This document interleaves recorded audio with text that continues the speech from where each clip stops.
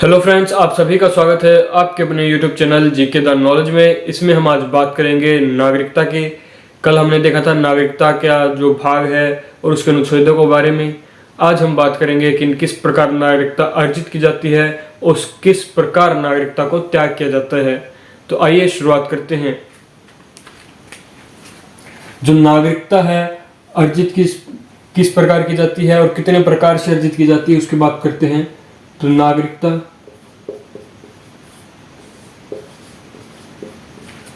का अर्जन, कि नागरिकता को अर्जित किस प्रकार किया जाता है। तो जो नागरिकता है, भारत की जो नागरिकता है उसको 5 प्रकार से अर्जित किया जाता है। नागरिकता जो अधिनियम 1955 के तहत एक नागरिकता अधिनियम आया था। नागरिकता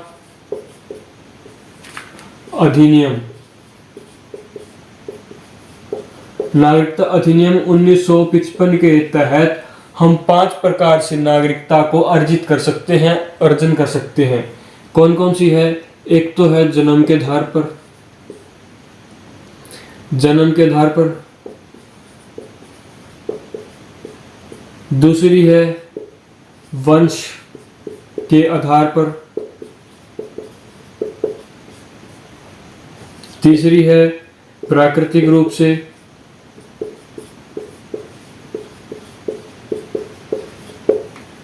चौथी है पंजीकरण।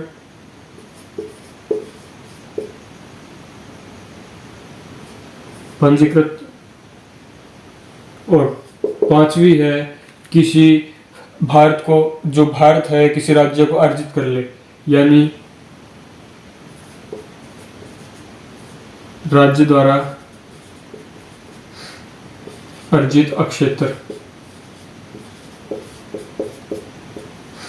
भूभाग, कोई भी भूभाग जो राज्य द्वारा अर्जित किया जाए उसके आधार पर। तो 5 प्रकार है। इनके आधार पर भारत जो नागरिकता अधिनियम है 1955, इसके तहत 5 प्रकार से हम नागरिकता अर्जित कर सकते हैं। जो पहली है जन्म के आधार पर, दूसरी है वंश के आधार पर, तीसरी प्राकृतिक रूप से, चौथी जो नागरिकता है पंजीकृत द्वारा यानी रजिस्ट्रेशन के द्वारा, और 5वीं नागरिकता राज्य द्वारा अर्जित अक्षेत्र, यानी किसी बाहरी क्षेत्र को राज्य, अगर जो राज्य यानी जो भारत है शामिल कर ले अपने अंदर, जिस तरह कोई पाकिस्तान का हिस्सा अगर भारत में शामिल होता है तो 5 प्रकार से नागरिकता अर्जित कर सकता है एक व्यक्ति। तो आइए डिटेल में इनकी बात करते हैं। तो सबसे पहले देखते हैं जन्म के आधार पर। जन्म के आधार पर अगर बात करें तो जन्म के आधार पर व्यक्ति को मिलेगी, मतलब जिसका जन्म भारत में हुआ है वह नागरिक, जिसका जन्म, वह व्यक्ति जिसका जन्म भारत में हुआ है।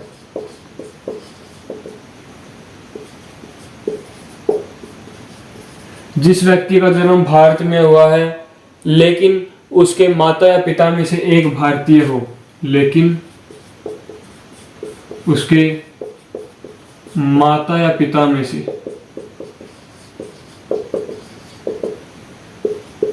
एक भारतीय हो, एक भारत का हो, भारत की नागरिकता रखता हो। जन्म के आधार पर मिल सकती नागरिकता कैसे मिलेगी? कि वो जिसका जन्म भारत में हुआ है, वह व्यक्ति जिसका जन्म भारत में हुआ है और उसके माता या पिता में से कोई एक भारत का नागरिक हो, तो उसको क्या है, भारत की नागरिकता प्राप्त हो सकती है। दूसरी बात करते हैं वंश के आधार पर।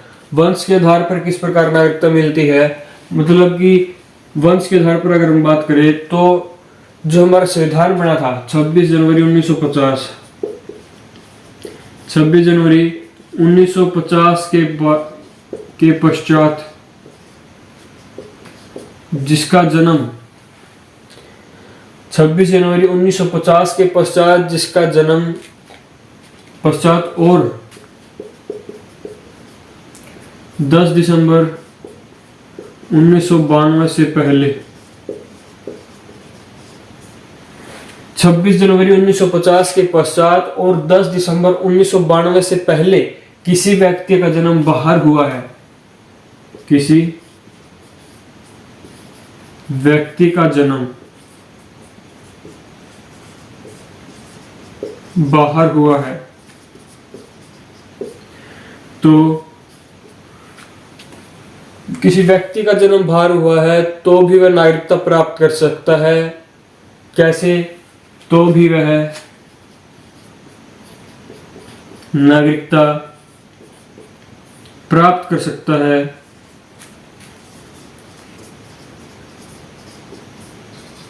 अगर उसके पिता भारत के नागरिक हो।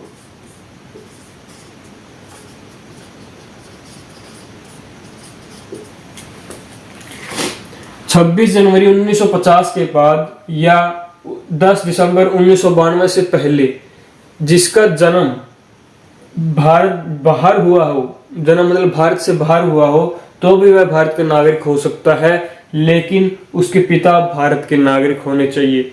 भारत के नागरिक अगर उसके पिता हैं तो जो उसको नागरिकता मिल सकती है वंश के आधार पर, वंश के आधार पर उसको नागरिकता मिल सकती है, अन्यथा उसको नागरिकता नहीं मिलेगी। इसके बाद बात करते हैं प्राकृतिक रूप से। प्राकृतिक रूप से अगर प्राकृतिक रूप से बात करें तो प्राकृतिक रूप से भी नागरिकता प्राप्त होती है। मतलब एक व्यक्ति अवैध घोषित ना हो, अवैध प्रवासी भारत में ना हो, कोई भी व्यक्ति अवैध रूप से भारत में आया ना हो, इस तभी उसको नागरिकता मिलेगी। प्राकृतिक रूप से क्या है कि वह अवैध रूप से भारत में न रह रहा हो।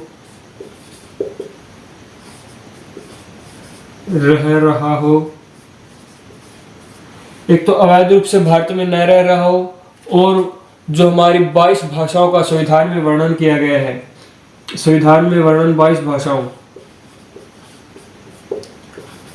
अंकित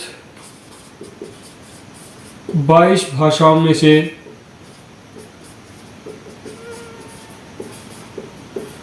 एक का ज्ञाता हो, या उसका चरित्र अच्छा हो,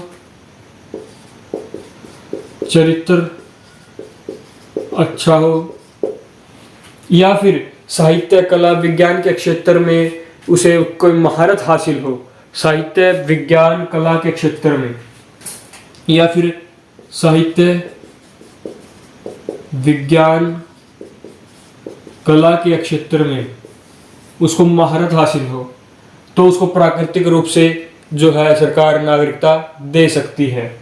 मतलब कि वो अवैध रूप से तो भारत में न रह रहा हो, या फिर संविधान में जो 22 भाषाओं का वर्णन किया गया है उनमें से किसी एक भाषा उसको अच्छी तरह से आती हो, दूसरा उसका चरित्र अच्छा होना चाहिए, चरित्र अच्छा होगा, और साहित्य विज्ञान और कला के क्षेत्र में उसका विशेष योगदान हो, तो वह भारत का प्राकृतिक रूप से भारत की नागरिकता अर्जित कर सकता है। ये संबंध है विदेशी व्यक्ति जो भारत में रहते हैं उनके लिए, वरना जो जन्म के आधार पर ही नागरिकता मिल जाती है बेसिकली सभी को, क्योंकि जन्म के आधार पर उनके माता पिता का भी जन्म यही होता है और उनका भी जन्म यही होगा, तो ऑटोमेटिकली उनको जन्म के आधार पर और वंश के आधार पर नागरिकता मिल जाती है। वंश के आधार पर होती है, कोई व्यक्ति बाहर जन्म लेता है, देश से बाहर जन्म लेता है, लेकिन उसके माता पिता का जो जन्म था, जिसकी उनकी नागरिकता जो थी वो भारत की थी, लेकिन जो प्राकृतिक रूप से है वो अवैध रूप से तो भारत में न रहा हो, और साथ ही 22 भाषाओं में से एक का ज्ञाता हो, उसका अच्छा चरित्र हो, साथ के साथ साहित्य विज्ञान और कला के क्षेत्र में उसको कोई महारत हासिल हो, तभी उसको प्राकृतिक रूप से जो नागरिकता है अर्जित कर सकता है, प्राप्त कर सकता है। उसके पश्चात बात करते हैं पंजीकृत द्वारा।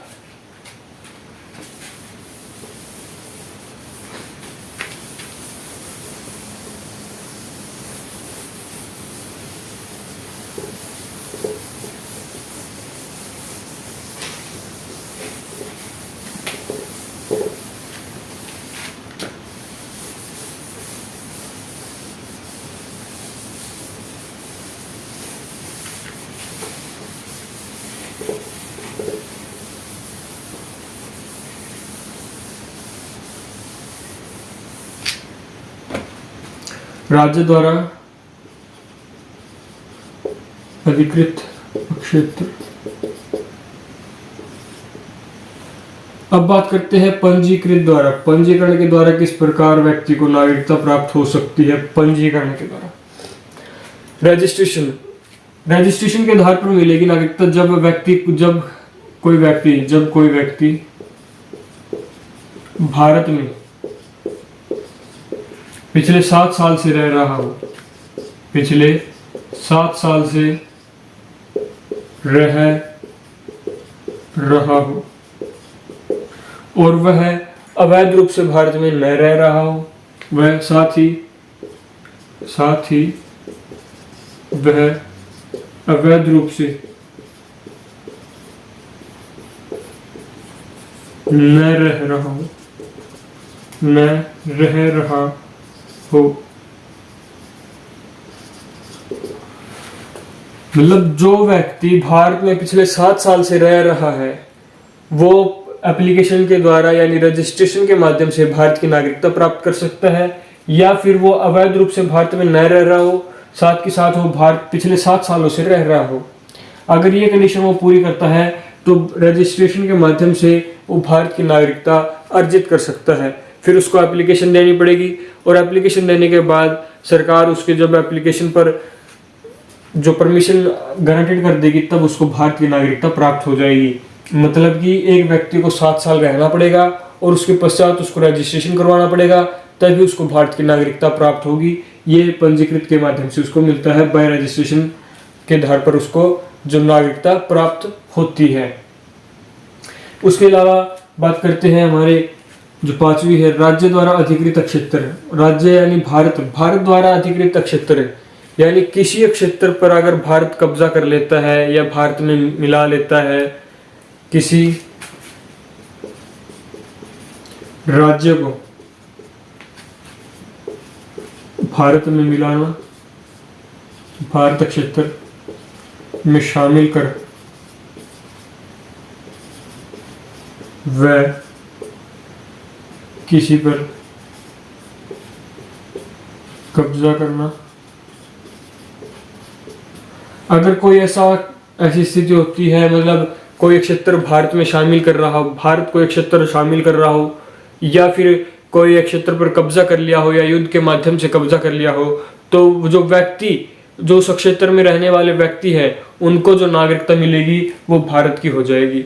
तो राज्य द्वारा अधिकृत क्षेत्र, जो क्षेत्र राज्य अधिकृत करता अपने अंदर ग्रहण करता है, यानी जो एक्स्ट्रा जो उसकी बाउंड्री से बाहर के जो क्षेत्र है वो अपने अंदर अगर शामिल करता है, तो उन क्षेत्रों के बाद जो क्षेत्रों में रह रहे व्यक्ति होंगे, जो व्यक्ति उन क्षेत्रों में रहते हैं जिन पर कब्जा किया है, जो भारत में शामिल हो चुका है जो क्षेत्र, उस क्षेत्र पर जो व्यक्ति रह रहे हैं उन व्यक्तियों को भारत की नागरिकता प्राप्त हो जाएगी।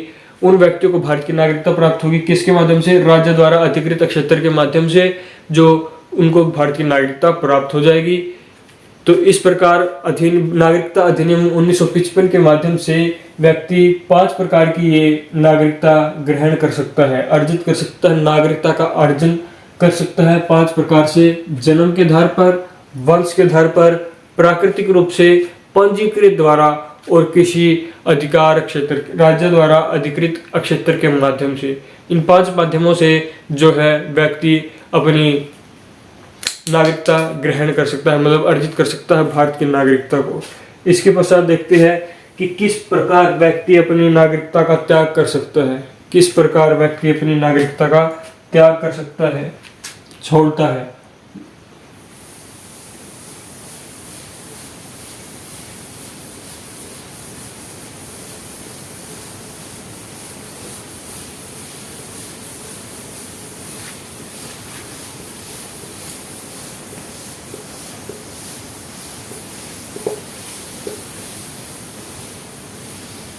नागरिकता की समाप्ति।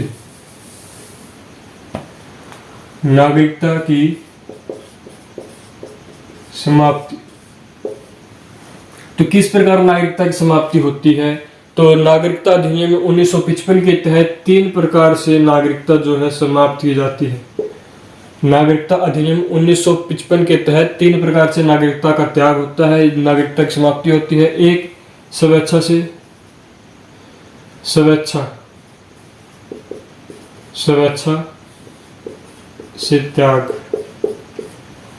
पहली नागरिकता है स्वेच्छा से त्याग, अगर वो स्वेच्छा से त्याग कर देता है। दूसरी बर्खास्त, बर्खास्त के द्वारा। और तीसरी वंचित।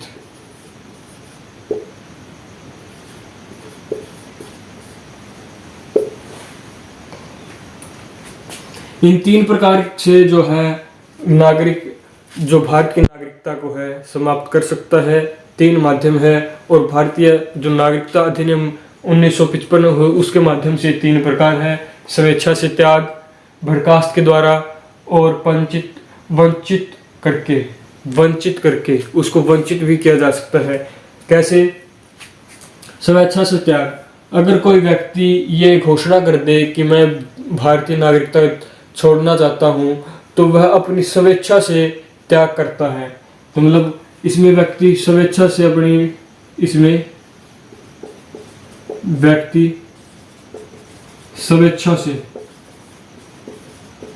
स्वेच्छा से नागरिकता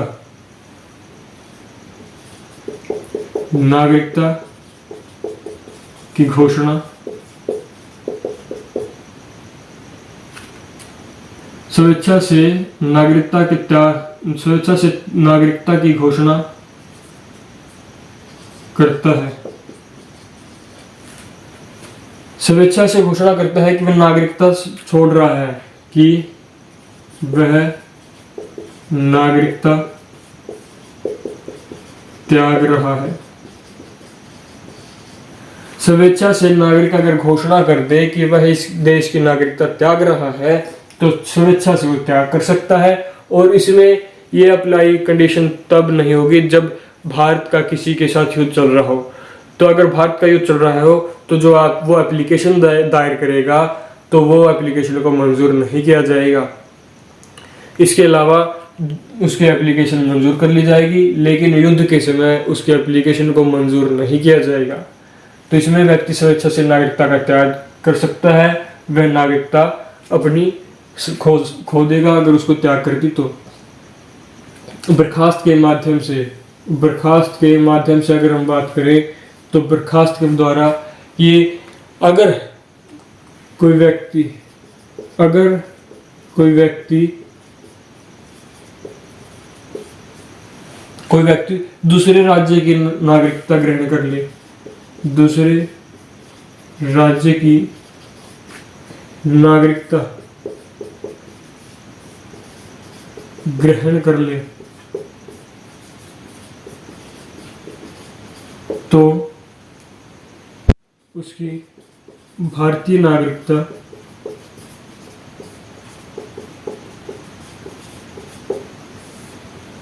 बर्खास्त हो जाएगी। अगर कोई व्यक्ति किसी दूसरे राज्य की अगर नागरिकता ग्रहण कर लेता है, तो जैसे अमेरिका, ऑस्ट्रेलिया, कनाडा, इनके जो पीआर ले लेता है, नागरिकता ग्रहण कर लेगा, तो उसकी जो भारत की जो नागरिकता है वो बर्खास्त हो जाएगी। दूसरे प्रकार ये बताया गया है। पहले में वो स्वेच्छा से त्याग कर सकता है नागरिकता। दूसरी नागरिकता वो तब अगर किसी दूसरे देश की नागरिकता ग्रहण कर ली, तो वो अपने देश की नागरिकता त्याग देगा। तीसरा प्रकार क्या है? वंचित के आधार पर, वंचित करके, नागरिकता से वंचित करके किस प्रकार? तो वंचित किस प्रकार किया जाता है कि जब या तो उसने पंजीकृत द्वारा कोई गलत डाटा दिया हो, गलत डाटा के द्वारा अगर किसी व्यक्ति ने गलत जानकारी प्रदान की हो, अपनी गलत सूचना दी हो, अपनी गलत डिटेल दी हो, तो उसको वंचित कर दिया जाएगा। या फिर वो संविधान का उल्लंघन करता हो,